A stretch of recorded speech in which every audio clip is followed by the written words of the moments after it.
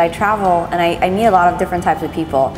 And one of the things that I'm really touched by with meeting so many different types of people is that there's the universal applicability of the yoga methods. You know, Pattabhi Jois, my teacher, Guruji always said that yoga is for everybody.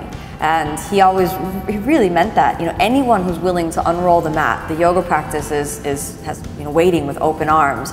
And the Hatha Yoga Pratiprika, which is also a seminal text in the yoga tradition, also says exactly the same thing as Guruji said, that the yoga practice is for everyone who wants to practice. It doesn't matter, you know, what size or shape the body is, what gender you are, what class you are, what ethnicity you are. The yoga practice is for anyone who has the motivation and enthusiasm to unroll the yoga mats.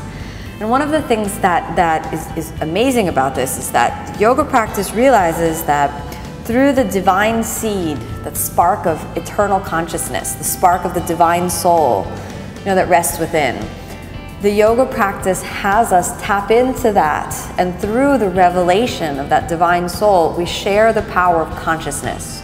And it's through our own consciousness that we can shine the light of consciousness onto dark places in our lives. And every single person can benefit from this. Every single person has places of unconsciousness, places we're not fully awake, places we're not fully realized.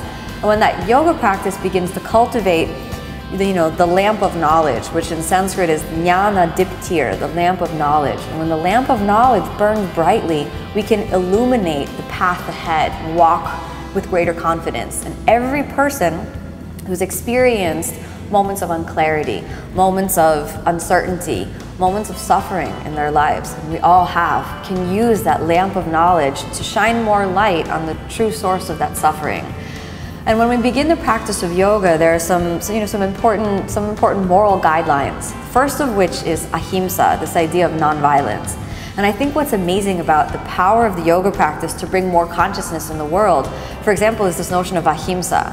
So if many different people in many different cultures are beginning to practice yoga and gain more consciousness around the ramifications or the effects of their actions, and they're able to sort of wash their actions against the testing board of ahimsa, of nonviolence, I think it would be amazing if all of the top leaders in corporations and the top politicians of all of the nations of the world were practicing yoga or practicing a spiritual tradition that held as its value true nonviolence.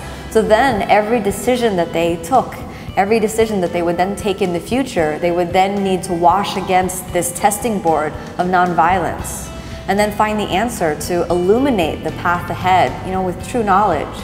And I think in this way, in both the small scale and the global scale, one by one, as each person practices, we gain the power to bring more light, literally more light of consciousness onto the planet.